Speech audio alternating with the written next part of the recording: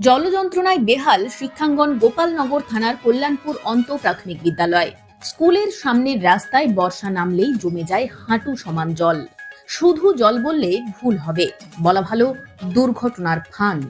ছোট ছোট পড়ুয়া থেকে শুরু করে স্কুলের মাস্টার মশাই, দিদিমণি সবাইকেই স্কুলে ঢুকতে হয় এই জল টপকে, কাদা ভেঙে, ভিজে জামা কাপড়ে। থাকে দুর্ঘটনার আশঙ্কা। এখানে এই যে জল জমে আছে, এর জন্য স্কুলে বাচ্চা যা আসে তার হাফ বাচ্চাও আসছে না এই কাদার জন্য। তারপরে এখানে যে সমস্ত পথচারীরা আছে, পথচারীরাও এখান দিয়ে খুব মুশকিলে পড়েছে, যেমন বাইক আরোহী, তারপরে অটো, টোটো, তাদেরও খুব সমস্যা।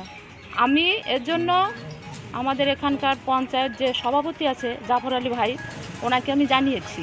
আমি যখন জানালাম, উনি তখন আমাকে বললেন যে রাস্তা পাস হয়ে গেছে, এই রাস্তা হবে কিছুদিন পরে হবে। তারপরে আমাদের যে পঞ্চায়েত মেম্বার আছে সুগন্ধা বিশ্বাস, ওই বৌদিকেও আমি বলেছি। এবার আমি তো আইসিডিএস কর্মী, আমার স্কুলে বাচ্চা এটুকু ছোট ছোট বাচ্চা, ওরা আমার স্কুলে আসবে কি করে? এখন আমার স্কুলে 18-20টা বাচ্চা আসে, সেখানে 5টা, 6টা, 8টা এরকম বাচ্চা আসছে। এর ভিতর দিয়ে মানে প্রচণ্ড সমস্যায় পড়েছি আমরা। স্কুলে শিক্ষা মানে কি শুধু বই আর পেন? শিক্ষা মানে শৃঙ্খলা, পরিচ্ছন্নতা, স্বাস্থ্যবোধ।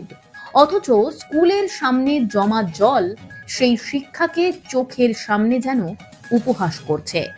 অভিভাবকদের ভয় এই জলে থাকতে পারে সাপ, পোকামাকড়। বাচ্চারা অসুস্থ হয়ে পড়ছে, জ্বর, সর্দি, কাশি লেগেই আছে। তাই কেউ কেউ বাধ্য হয়ে সন্তানকে স্কুলেই পাঠাচ্ছেন না। সর্দি আমাদেরটাই ঠান্ডা লেগেছে, আমি সেই জন্য কোলে করে অন্য দিকটা তাই দিয়ে আসি। তো সাপ ঢুকেছে তো এখান থেকে, বিষাক্ত সাপ। তারপরে ঘাস মারা ওষুধ দেয়, অঞ্চলে সংবাদ দেওয়ার পরে অঞ্চল এসে ওষুধ দিয়ে যায়। নিশ্চিত চাকরির একমাত্র ঠিকানা sunshine institute of hotel management.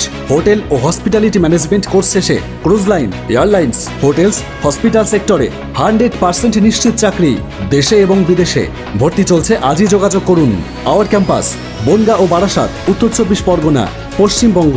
Call 7477850058। বিস্তারিত জানতে লগ অন করুন www.sihmedu.com।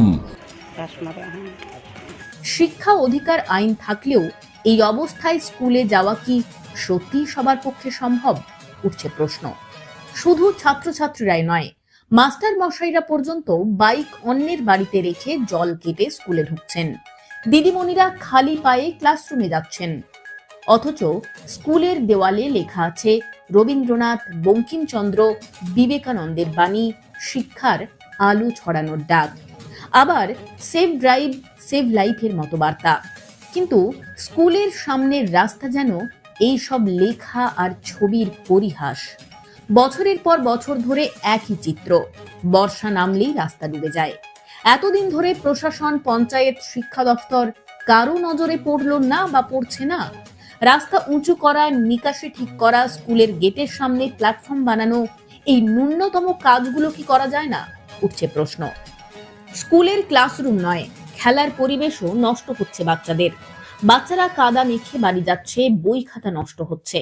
অভিভাবক, অভিভাবিকারা স্কুলের শেষ সময়ে সামনে দাঁড়িয়ে থাকেন যাতে বাচ্চারা না পড়ে যায়। এ কেমন ছবি একটা সরকারি স্কুলের?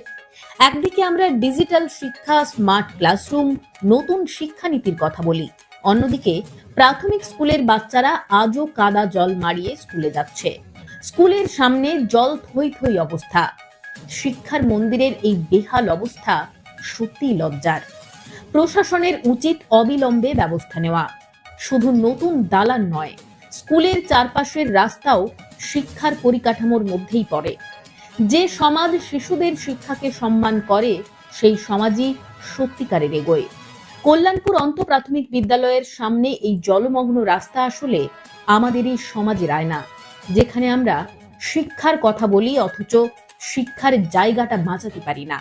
তাই সময় এসেছে স্থায়ী সমাধান খোঁজার। প্রশাসনের কাছে সুরাহার দাবি সকলের। রাস্তা তো ঠিকই হয় না, সারা বছর এরকম বৃষ্টি হলে বাচ্চারা এই কাদার মধ্যে দিয়ে স্কুলে যায়, তারপরে স্যাররা এখান থেকে এরকম করে যায়, রাস্তা দিয়ে অবস্থা মানে মেম্বার কোনো রকম কোনো কিছু হেলদোলি নেই, মেম্বারের যে স্কুলের সামনে এরকম পরিস্থিতি যেটা ঠিক করার দরকার, মেম্বার এসব বিষয় নিয়ে কোনো সময় ভাবেই না। সেই যে ভোট হয়েছে সেই ভোটের দিন এসেছিল, তারপরে আর জীবনে দেখতেও আসে না যে কোন পরিস্থিতি এখানে।